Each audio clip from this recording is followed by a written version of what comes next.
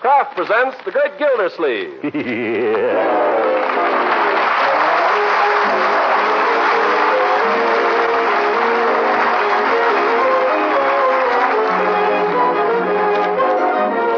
Cheese Company will also bring you Bing Crosby every Thursday night. Present each week at this time Harold Perry as The Great Gildersleeve, written by John Whedon and Sam Moore.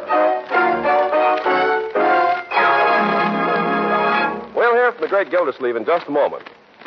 But first, if you live in the South, you've probably already harvested many good things from your victory garden. If you live in the North, the first tender green shoots are pushing their way through the soil. Wherever you live, the chances are you're congratulating yourself on hard work that's worth it because you're providing your family with wholesome, good-tasting food. Kraft, the makers of Parquet margarine, get much the same feeling of satisfaction, too, in making a food that fits in so well with your cash and ration stamp budgets. For Parquet margarine requires just 5 red ration points a pound. And besides being a delicious, appetizing spread for bread, it's also a fine seasoning that'll add delicate extra flavor to garden vegetables served piping hot on your table. Yes, and Parquet is a real flavor shortening for your home baking, and it's grand for pan frying, too. What's more, Parquet is one of the best energy foods you can serve, and it contains vitamin A. So ask your dealer for Parquet, P-A-R-K-A-Y, Parquet margarine made by Kraft.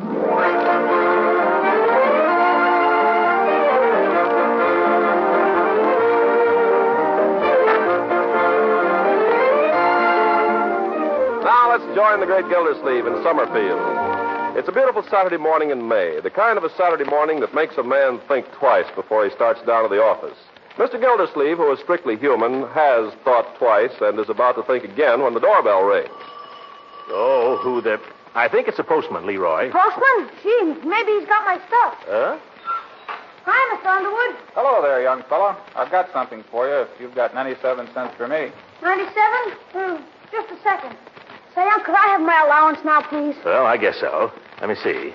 I haven't got 50 cents in change. Is that so? That's funny. I was about to ask for a slight advance anyhow. Isn't that funny? Yeah, very funny. Say, hurry up, son. The United States mail waits for no man. Well, Unc, please, just once. It's an emergency. Well, all right. Here, pay the man, and we'll discuss it later. Gee, thanks, Unc. Here's the money, Mr. Underwood. All right, Sonny, thanks. Oh, boy, this is it. From the Lincoln Novelty Company. Wait a minute. I thought this was an emergency. Well, it is. Tomorrow's Tom Ladd's birthday. Oh. So, naturally, I had to get him some kind of remembrance, something worthwhile. What'd you get him? Oh, a few novelties. Yeah, novelties? What are they, Leroy? Oh, just little things a boy would like. Young man, let me see that package. Oh, no, Unc. From the Lincoln Novelty Company, the boy's best friend since 1878. What are you buying from him, Leroy? Oh, it's the greatest thing you ever saw. You put it in your mouth and you can throw your voice anywhere. It makes you a regular ventriloquist. Leroy, I bought one of those things 25 years ago, and it's no good. Gosh, what do you expect for a dime, Edgar Bergen? Besides, they've improved it. Never mind. That's a dime. Now, what else did you spend the money for? Well, there's this certain powder. Yeah, sneezing powder? Partly. Itching powder? Yeah. Did you try that too, Unc? Yeah, but you won't. My father gave me a licking I'll never forget for that. Well, I guess parents didn't understand children in those days, did they, Unc? I think they understood him pretty well, Leroy. I'm going to explain a few things to you right now. Oh, for corn's sake. Just because I want to borrow 47 cents. It's not the 47 cents, my boy. It's your whole conception of money. Where it comes from, what it's for. Now, if you had a job, as many boys do at your age... Can I get a job, Unc? I think it'd do you good. Teach you the value of $1, the dignity of honest labor. I think it'd be fine for you to get a job, Leroy. Earn $1 or $2 every week, perhaps. $1 or $2? Are you kidding? I can go right down to the cartridge factory and knock off $37.50 every Saturday. What? Well, that's what Hector Briggs makes. Never mind. You'll get a part-time job that you can handle after school, or you'll have none. Now, do you want it? Oh, sure, it's better than nothing. Well, where am I going to get one? I'll get one for you. Oh, my goodness, it's 11 o'clock. If I don't get to work pretty soon, people will say I'm a part-time water commissioner. Don't worry, Leroy. I'll get you a job.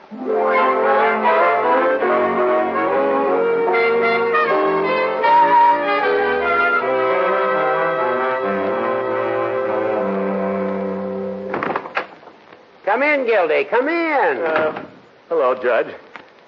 Horace, I come to ask your advice. Well, I don't know why you didn't come to me long ago. What do you mean? Throckmorton, you and I are old friends, aren't we? That's right, Horace. We've been through a lot together, haven't we? That's right. I guess we don't have to beat around the bush with each other, do we? Certainly not. Gildy, let's face it. Marriage is a wonderful institution, but it's not for us. What? Well, now, don't misunderstand me. Leela Ransom is a fine woman. Hooker, I don't know what you're talking about. What I'm talking about has nothing to do with Leela Ransom, and I'll thank you to keep her out of this. Sorry, Gildy. Sorry, old man. Sorry. All right. If I spoke out of turn, I'm sorry. All right. I could bite my tongue off. You don't have to do that. 10,000 pardons, old man. I'm sorry. All right, you're sorry. What I came here to talk to you about is Leroy, Judge. Leroy? Well, what has our young friend got himself into now? Nothing. It's just what I'm afraid he might get into. I think he needs something to keep him out of mischief, Judge. I think he ought to have a job. Best thing in the world for him. Oh, you think so? Absolutely. Well, I'm glad to know you feel that way about it. Horace. Yes, Gildy? You and I are old friends, aren't we? That's right, Gildy. We've been through a lot together, you and I. We certainly have. You know, Horace, if you had a son... That's one of the sorrows of my life, Gildy. That I haven't a son. I know, but if you had a son, and say that son was at the age where he was ready to take a job... Yeah? You know, I'd feel positively hurt if you didn't send him to me for a job first. Would you, Gildy? Absolutely. I'd feel downright hurt. Now, I haven't any son either, but I have got a nephew, Judge. Gildy, do you mean you want me to give Leroy a job? That's right. Are you kidding? All right, Hooker, try and get any favors out of me.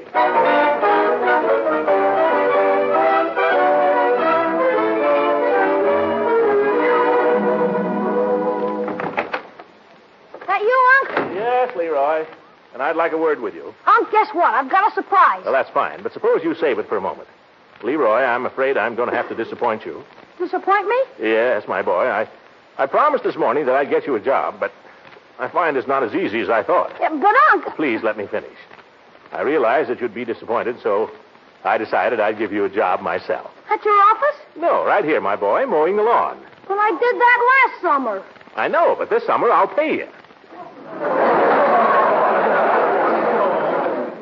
Shall we consider it settled? Well, there's just one catch, Unc. What's that? I got a job myself this afternoon. Peavey's drugstore. What? I start tomorrow. See you later, Unc. Wait a minute. Who's going to mow the lawn?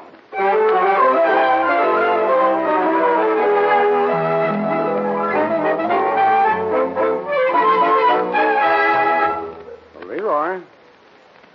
Leroy? Huh? Oh, yes, Mr. Peavey. Just straightening out the magazines here. I'll have them fixed in 2 shakes. That's all right. You go ahead and read the comics if you want. No harm in that. I just wanted to say I'm going to leave you in charge here for a few minutes. Oh, boy, my big opportunity. Well, no, I wouldn't say that. I'll only be a minute. I just got a little errand for Mrs. Peavey before the butcher shop closes. Veal cutlet. Well, take your time, Mr. Peavey. I can handle the store. I think you can. There's just 1 or 2 things before I go, if you don't mind, Leroy. Yes, sir? I've noticed when you answer the phone, you've been saying Peavey's Pharmacy. Oh, don't you like that? Well, no, I think that's a little flashy. I prefer just a very conservative hello. Oh, all right, Mr. Peavey. I'll remember. And the only other thing is this. Don't prescribe for people. Oh. I thought that was what druggists were for. Pharmacists, Leroy. We are pharmacists. Oh, I forgot. No, we never prescribe. I made an arrangement to that effect with Dr. Pettibone some years ago. We agreed that I wouldn't try to cure his patients and he wouldn't make any ice cream sodas. Just be careful, that's all. Oh, hello, Piggy. Hiya, Mr. Peavey. Hi, Leroy. Hi. I guess I can trust you to wait on your young friend here, Leroy. I'll be back shortly. Hey, you, put down that comic book. just looking at it. No doubt. I just finished straightening up those magazines. I could look at it if I want to. Not unless I say so. I'm in charge here. Who says so? I say so. Who are you? You'll find out. Listen, Banks, drop that book. Okay. Keep your hands off things, see? I'm in charge here. I'm responsible. Don't want to look at your old comics anyway. I've read them all. And don't be swinging on that seat. You're liable to bust it. Come on. What do you want here? I want some candy. How much money you got? Oh, don't worry. I've got the money. More money than you'll ever see. Oh, yeah? You know how much money I make here? $3 a week. Yeah. I do. And you know how much that is in a year? About $150. Gosh. What are you going to do with it all? I haven't decided yet. Probably buy a drum and a set of traps. Real ones? Of course, real ones. What do you think? Gosh. Will you let anybody else play it? Don't make me laugh. This is a very valuable drum I'm going to buy. Leroy. What? I'll tell you something if you'll tell me something. What? Who's your best friend? I don't know. I got a lot of friends. I'll have to think it over. You know who my best friend is? Who cares? Come on, are you going to buy anything or aren't you? Sure. I'm going to buy some candy. And if I thought you were a friend of mine, I'd give you some of it. Candy. I can eat all I want of it here. Make up your mind. What do you want? Give me a jazz bar. Let me see your nickel. Why? I have to see your money first. Who says so? I say so. Who are you? You'll find out. Oh. Hello, Unc. Well, what's going on here? Just making a sale. Sounds more as if you were killing one. Well, hello, Piggy. Hello, Mr. Gildersleeve. Here's your candy, Banks. That'll be $1 nickel with tax. Well, Unc, what can I do for you today? Leroy, Yes? what are you going to do with that nickel? Oh, yeah, I forgot. Want to watch that, young man? Yes, sir. I'll go on, you little squirt, before I beat your brains in. Leroy, that's not the way to speak to a customer. Yes, sir. Here comes Mr. Peavey. What do you have, Unc? Nothing, my boy. I happened to be driving by, and I thought if you were through here, maybe you'd like a ride home. Oh, gosh, that's nice of you, but it's a little early, isn't it, Unc? Well, I think if I speak to Mr. Peavey, I can get him to let you off. Gee, thanks. Hello, Mr. Gildersleeve. Hello, Peavey. I just dropped in to ask if I could borrow this boy of mine for the rest of the afternoon. Well, certainly, Mr. Gildersleeve. I don't think I'll be needing him. Well, thanks, Peavey. Yeah, thanks. You know how it is. Grass is getting a little long there at home. Grass? I quite understand. Yeah, Unc, you didn't say anything about... Quiet, Leroy. I'll tell you what I'll do, Peavey. I'll hire him back from you. 50 cents for the rest of the afternoon. Well, it won't be... Oh, excuse me. Telephone. Yeah. And if you need him for any deliveries, just phone and I'll send him right over. Hello? But, Unc, 50 cents to mow the lawn. I don't even get the 50 cents. Well, that's business, my boy. Business, that's slavery. Yes. You can't do it, Unc. It's against the Constitution. It's quiet, you. How can Mr. Peavey telephone? Oh, I'm very sorry to hear that. And maybe this will be a lesson to you, young man, not to try to match wits with your uncle. Yes, indeed. Right away. Well, I guess we'll be running along then, Peavey. Mr. Gildersleeve, I'm terribly sorry. What is it? They just phoned from Judge Hooker's house. Hooker? It seems the old gentleman has just had a sudden attack of indigestion, and I'm afraid I'm going to have to send Leroy out with some Ipecac. Hooray! Gosh, that's too bad. Why, the old goat. Why doesn't he watch out what he eats? Who does he think he is, a 10-year-old? No wonder he gets the cobbly wobbles. You know what I think, Peavey? I think he did this deliberately. Well, now, I wouldn't say that. Yeah, he did. He did this just to spite me. Oh! Leroy. What a character.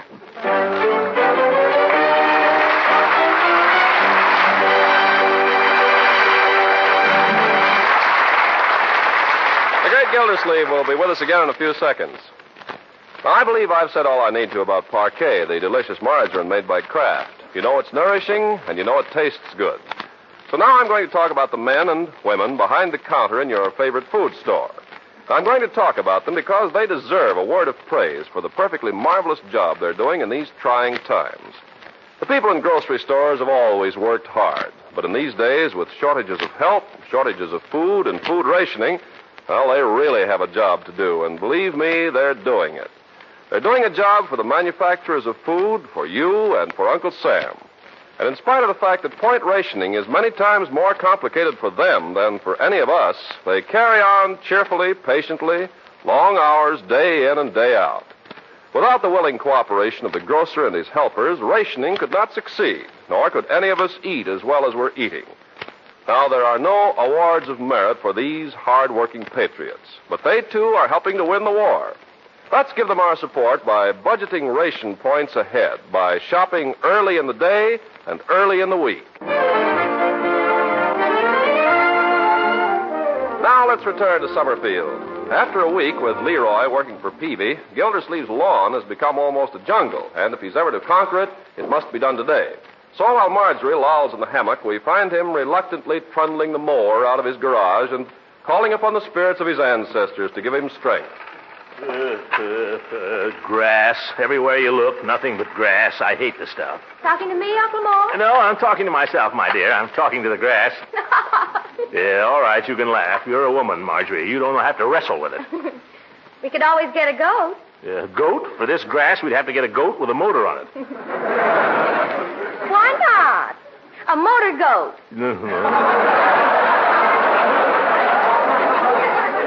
A motor goat.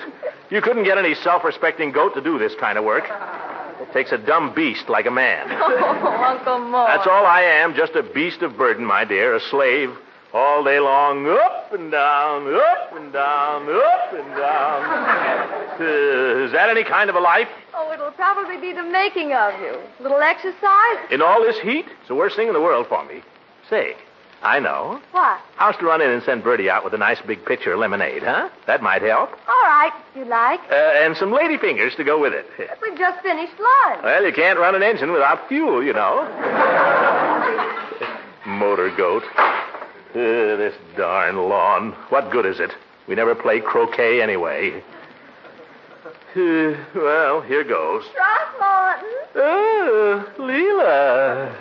Am I interrupting something, Throckmorton? Oh, that's all right. I haven't really started here yet. Come on, Leela. Let's sit down here on the grass, huh? Shall we? All right, let's. Oh, this is nice. You know what I love? Huh? I love to run my fingers through the nice, soft grass and feel the warm earth underneath. Don't you? Yes, and feel those darn little roots pushing it up, pushing it up. Oh, silly. Listen, Leela. What? I think I can hear it growing. Oh, Throckmorton, I love you when you're like this. Like what? Silly. Silly? Well, what's silly about it? You don't realize I have to mow all this. Every blade of it.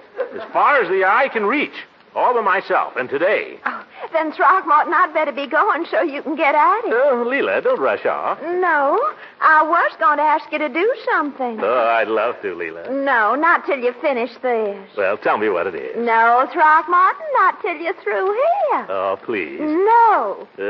Pretty please. No. Throckmorton, let go. Here comes Bertie. Yeah?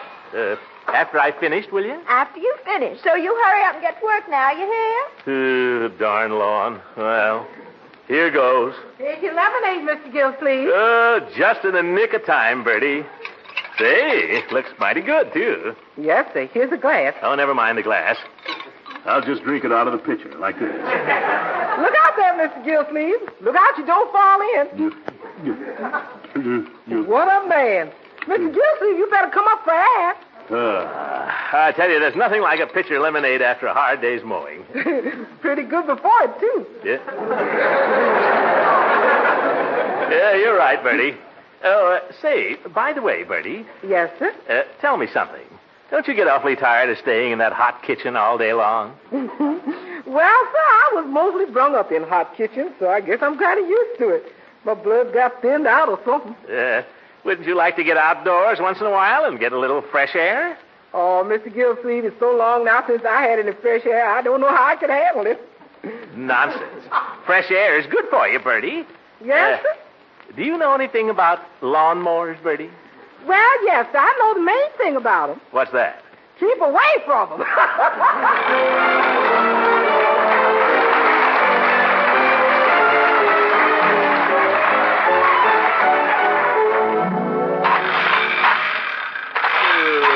This'll be the death of me yet. Grass, it sneaks up on you. It grows when your back is turned. Hi there, Mr. Gildersleeve. Oh, Ben. Hello, Ben. Hi. Well, I haven't seen you around here lately, my boy. Oh, been kind of busy. Well, see, you're doing a little lawn mowing. Yeah, just mowing the lawn. Yeah. Great exercise.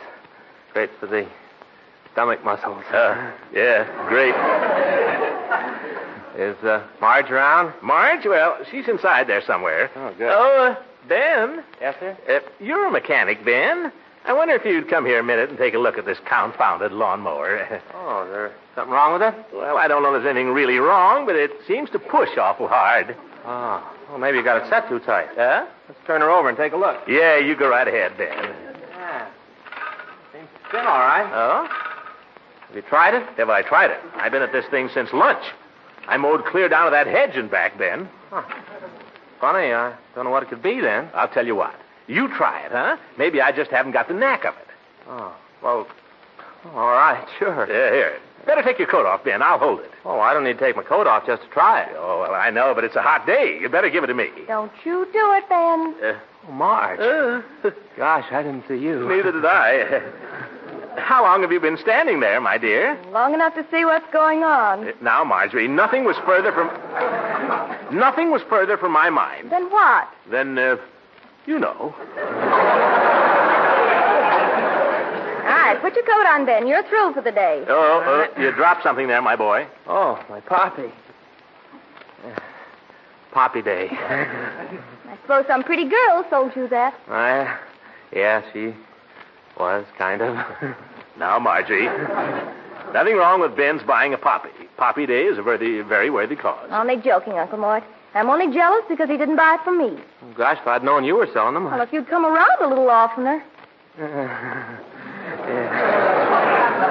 Well, shall we, Yes, let's. Oh, don't go. Sit down on the swing here. Yeah, but you see, I've got something I'd kind of like to talk over with her. Some news. Well, talk it over with her right here. Uncle Mort? I know you two want to be alone. Doesn't take a lawnmower to fall on me.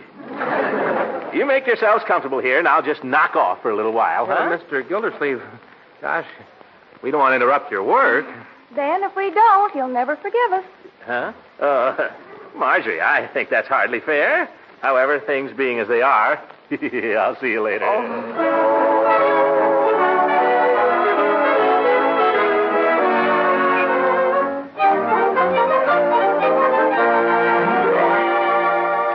Marjorie, when are we going to have supper? I'm half starved. We'll have it just as soon as Leroy arrives, Uncle Mort. Leroy? It's Leroy this and Leroy that. Who the dickens is Leroy? He's the kid that used to mow the lawn, remember? Yeah, and he'll mow it again, too. Well, let's be nice to him when he gets home. All right. After all, it's his first week's work, and that's a pretty big milestone for a boy. Is Leroy working? Mm-hmm. He's been working for Mr. Peavey this week, Ben. Oh, soda jerk? Well, something like that. No, Uncle Mort. I'll bet Leroy learns plenty in that drugstore. That's ridiculous. Oh, yes, he will. I'll bet you that when he... Hi, everybody! Oh, thank goodness. Bertie! Bertie! I heard him too, Mr. Gildersleeve. All right. Hi, folks. The toiler is home from his toil. Who's going to get my pipe and slippers? Young man, I want you to get this through your head. You're no more important than anyone else in this house. Well, now, I wouldn't say that. Uncle Mort, did I hear you say you wouldn't learn anything from Mr. Peavey? I take it all back, my dear. I'm sorry I'm late, folks, but wait till you see what I've got. Here, Marge, don't say I never did anything for you. Why, Leroy, a present. You darling. Here, Unc. Merry Christmas. What? Why, Leroy, you shouldn't have done this. Oh, look. It's a gadget to fix the runs in stockings. Oh. Guaranteed to fix nylon, silk, anything. Got to see the fella do it. What fella? The fella I bought it from. He had a whole suitcase full of them. Oh, Leroy, it's simply marvelous. It's just what I wanted. Well, I seem to have a pencil here. Oh, but that's not all, Unc. It's got 2 different kinds of lead and a ruler down the side with genuine millimeters on it and a flashlight on the end. What, no banjo? Well, thank you, my boy. I don't know what to say, really. Oh, that's okay, Unc. You're welcome. Hey, I'd better take Bertie her present. Oh, what'd you get for Bertie, Leroy? A bracelet with rubies in it. What? Well, they might be rubies. He's really a very generous kid. He certainly is. Golly, he must have spent a pile of money on all that stuff. I'm afraid so. Thank you, Leroy. Ah, forget it, Bertie. Well, it won't be long now, folks. Are you hungry? Am I? I didn't have time to make myself a soda the whole afternoon. Leroy, listen to me a moment. You've been very generous, and generosity is a fine trait. But I'm afraid you spent too much money on these presents. Oh, don't worry, Unc. I got plenty left. I figure I'll be able to get my drum in just 14 weeks. I want to explain something to you, my boy. You're making money now. Everyone in this country is making money. Yeah? But hardly anybody is making things to sell anymore.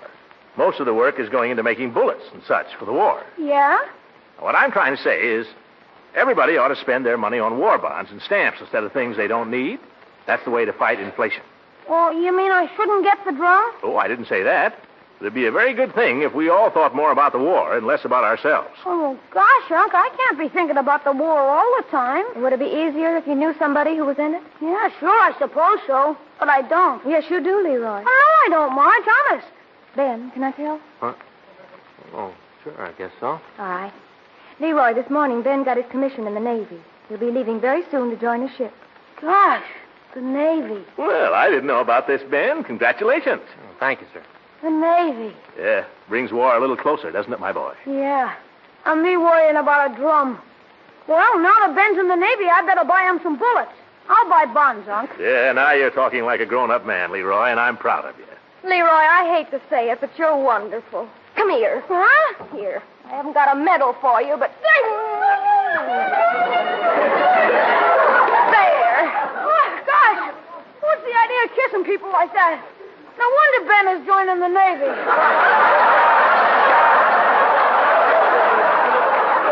Well, little Leroy hasn't grown up as much as I thought he had.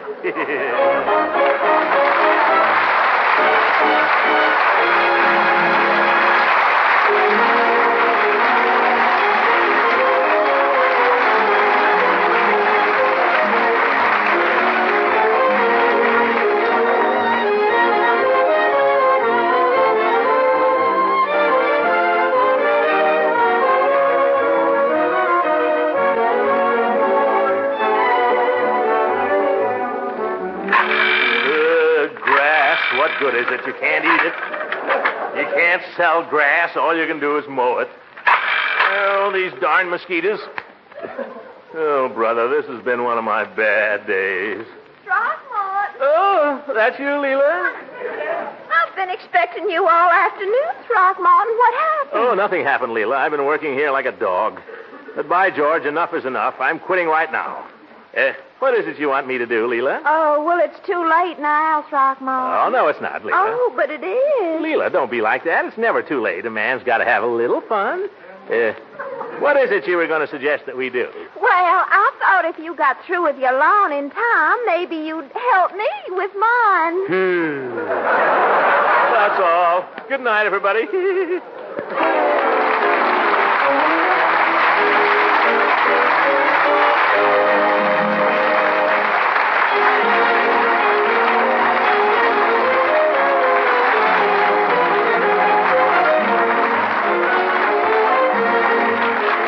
Music heard on this program was under the direction of Claude Sweeten. This is Ken Carpenter speaking for the Kraft Cheese Company and inviting you to listen in again next Sunday for the further adventures of the great Gildersleeve.